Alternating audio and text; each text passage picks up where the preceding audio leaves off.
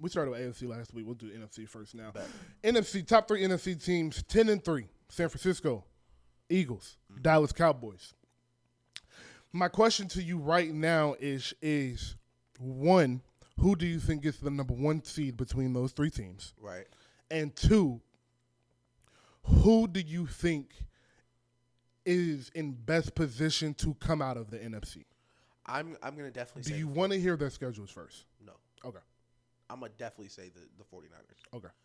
I'm gonna say the 49ers simply because they're the 1 seed now for the tiebreakers, but I think come playoff time, they are the team in the NFC that I think is the most complete as they are right now. Okay. I think Philadelphia has serious questions about their secondary, about their tackling, which is very terrifying in the NFC because you're going to have to play 49ers as one of those teams. And Dallas, I just, I don't believe. I don't believe. I don't believe Dak Prescott will play 3 elite playoff games back to back to get you to the Super Bowl. And not just to say I don't think Dak's good enough, but the roster, the 49ers are just so much better than the rest of these teams. Like, it wouldn't be good enough for Dak to play well. Dak would have to play his best game with no mistakes and then hope his defense played just as good. I don't think that's the case for the 49ers where, Brock Purdy playing well, it's definitely like we would like it, but they don't have to win that way. They could absolutely win the game 24-17 running the ball, playing on their defense. Philadelphia, I think even with a worse secondary, I think they have more advantage than Dallas as well with Jalen Hurts and that offensive line where we don't need okay, Jalen Hurts is struggling right now. We don't need 350 out of Jalen Hurts. We can just run the ball, pound you over the top, let our pass rush get to you, and then you look up, it's the fourth quarter, we're up 3 with the ball, and you won't see it for 8 more minutes. So I think 49ers, Gap, Eagles, and then Cowboys are just, we're happy to be here. All right. So the first thing I asked was, who do I think will keep the number 1 seed? Yeah. I think the Eagles will end up with the number 1 seed, and here's the reason why. Their last 4 games are Seahawks, Monday Night Football. They will win that game. The Giants, they're going to beat. Cardinals, they're going to beat. Then they're going to beat the Giants again. Yep. San Francisco has to play Baltimore on Christmas. That's going to be so good. That's going to be so gas. Dog. Because Lamar going to win it with Lamar. We already get Lamar on Sunday Night Football against Jacksonville this week.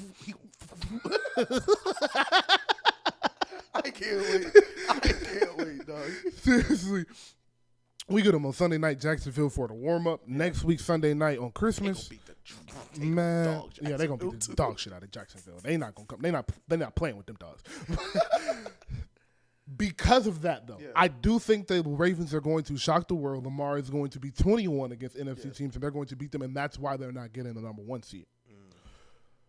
But my answer to the second question, which was, who do I think is most likely to come out of the NFC? That is San Francisco. Okay. And that is because of exactly what Ish just said, which is I think they are the most complete team.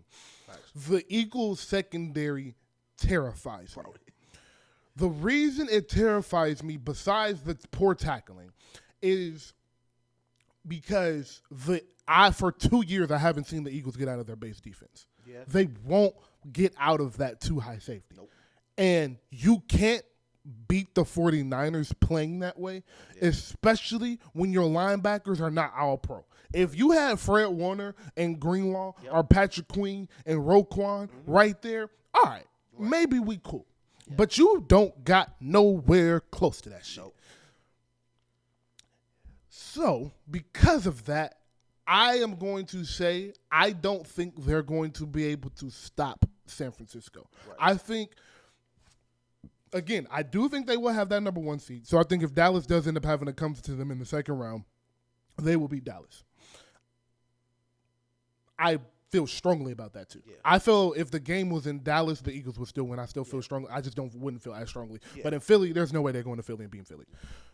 So that means I think the NFC Championship will beat the San Francisco in Philly. Yep. And I still think I'll put it this way. I will have to see a drastic difference in the next 4 weeks in their defense and in the second round playoff game for me to have come into that NFC Championship thinking they're going to win it. I do think the offense is going to get on track. I'm not totally worried about the offense. You got one of the 5 best receivers, one of the probably the first best second option receiver. Facts. And I will say this, though. The one tweak I want to see in their offense is I want Devontae to get the ball earlier. Yeah.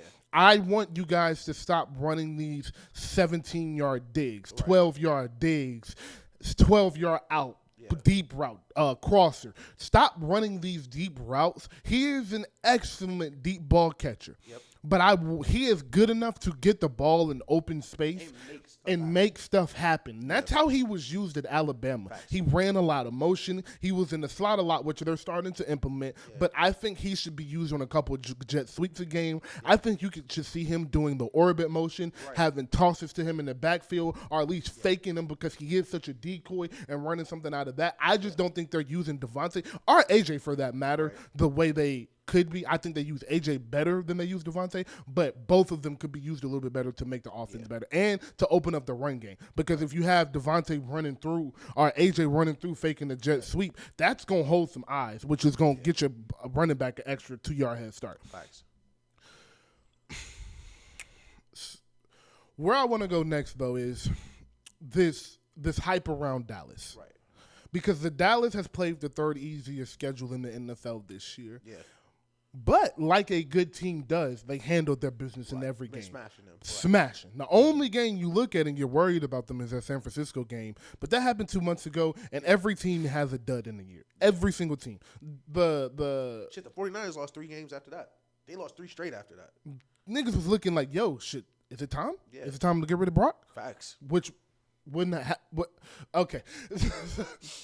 Yeah. Wouldn't happen to the superstar. Just saying. So we already went over what we think would happen in the outcome in the playoffs, but I want to ask more so in detail, why do you not have faith in the Cowboys? Yeah. I don't have faith in the Cowboys, and I don't want this to sound disrespectful, but they are not good enough. I think CeeDee Lamb's an amazing receiver. I don't think he's good enough to be your only receiver. I think still Stephon Gilmore right now, still an amazing corner. Sidebar, one of my top 5 corners ever, former Patriot, Super Bowl champion, defense player. Love him. He spent had a crazy game on A.J. Brown. Crazy. But I don't think he can be your best corner every single game. I think Dak is an amazing quarterback, but he can't be your best player. I think that is what's going to cost him is as you move forward throughout, every level you go like in the playoffs, and people do this. Shout out Cowherd. Cowherd does this. Is all right, who's going to be the best player on the field? And when you look at the San Francisco 49ers versus the Dallas Cowboys, how many names do you got to rattle off before you get to a Cowboy after Micah? Even with Micah, you probably get 2-3 names off before you get to him.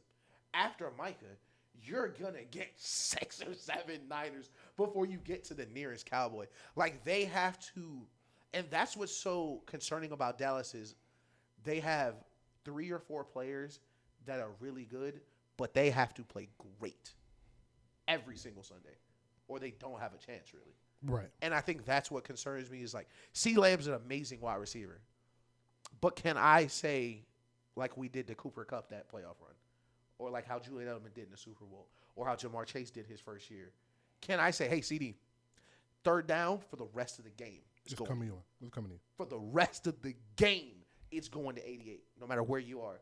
And maybe in them Kobe cleats he had on. Them bitches was cold, dog. And shout out CeeDee Lamb. But I think their ceiling is just so lower than the other teams that they'll be playing. I like that. I agree. So what you're saying is even at their best, it's still just not good enough if the Eagles are at their best. What they feel like, and just to compare it to another sport, they feel like the Utah Jazz from a couple years ago. It's like, man, Donovan Mitchell's really good. Mm-hmm. And they're going to play really hard. You know, early regular season, we're locked in. But every playoff series, it's like, all right, this week it's Jalen Hurts. Next week, it'll be the 49ers. And if we beat both of them, it's Lamar Jackson. Like, every week it's like, damn, that's a superstar quarterback. I want to bring this to the Eagles for 6 weeks went Kansas City, Buffalo, San Francisco, Dallas, and Monday they're going Seattle. All very, very good playoff level football teams. 4-2 through that stretch. I'm assuming they beat Seattle on Monday. You go 4-2 through that stretch. Every NFL franchise is happy with 4-2 through that stretch. No matter who the two teams you lost to are. I know it's an issue they lost to their two biggest competitors in the NFC. I know that's a slight issue, but at the end of the day, they gonna see him again. It's film. It's film. And Dallas has not went through that. Dallas has not had a tough 4 or 5 game stretch where you're playing consistent competition. And I think that matters. Right now is their toughest part of the schedule. They go Buffalo, Dolphins, and what was the last team? Buffalo, Dolphins, and I'm forgetting. Detroit. Yeah. Buffalo, Dolphins, and Detroit, and then they close the year out at Washington, which they'll win. So they have 3 very, very tough games coming up. I think this is a test for the Cowboys, a strong test. If they go 4-0 to close out the year and get that number 1 seed, I'm coming in here come playoff time having a different conversation about them. But right now, today, from what I've seen from the past with the Cowboys, from who I think Dak and Mike McCarthy actually are in their core, despite the winning streak and how great they look, what I think they will revert to is the above average team that they are that's just not good enough to beat the upper echelon in the NFL. Literally. And I will close that in saying I think Josh Allen and Stephon Diggs are upper echelon players. Yeah. I don't think the Bills are an upper echelon team. I don't think the Dolphins are an upper echelon team, and I do not think Detroit is an upper echelon team. So I do expect you, if you want me to put you in the upper echelon category, I expect you to go beat these teams. Yeah. All 3 of them back to back, because I've watched the Eagles beat 3 great teams back to back. I've watched the Kansas City beat 3 teams back to back. I've watched Baltimore beat 3 great teams back to back. So the 3 teams I'm really high on, Philly, San Francisco, Kansas City, and Baltimore, those 4 teams, I've seen them all do this. Yeah. So it worries me that Dallas hasn't, but they can clean up my worries by the time they're going into Washington if they take care of business. Yeah, listen, I love your point, and we picked both the games on here, and I picked both of them for Philadelphia to lose. But the reason I was so confident in that is because, man, it's really hard to win. It's really hard to win, and especially in the NFL, because it's only 17 games, it's so easy for it to feel like every week, like. And because in the NFL, it's so hard to win, it's very easy for us to go week by week. Like, oh, my God, the sky is falling. It's over for Jalen. Like, it's so easy for us to get caught week by week. But I try to take it, I don't want to say, like, macro, but in segments. Like, if you were the coach of the Eagles and you had these 6 games, I would go into it like, man, 4-2, 5-1. That's what I want. Especially going into it 7-1 or whatever they were, 6-1. Yeah, we're 7-1. These are the best teams in the league, both conferences, best players in the league, both conferences. We are not going to go 19-0 all the way to the Super Bowl. Yeah, and the Eagles are a great team. They're not a perfect team. No. So them going 4-2 for me, it's like, oh yeah, this is pretty good. This is exactly how I thought they would play. But the difference is they're still the Eagles. Like for them. These are 6 hard weeks because they are playing good teams. Mm-hmm. When they play other teams, every week feel like that. Yes. Every week feel like that. Yes. For the Eagles. Mm-hmm. So I would be, if I'm the Eagles, I'm cool. I'm, not too high, not too low, still focused on closing out the regular season. Sure. But if I'm Nick Sirianni, we get to the end of the regular season, whether we're the first seed or not, I would sit down with my team and be like, the 4 games we played would be harder than getting to and winning the Super Bowl right now. That 6-game stretch is going to be harder than every Super Bowl playoff path. And we came out 4-2. Thank you. That definitely something you can hang your hat on. They'll be Super Bowl.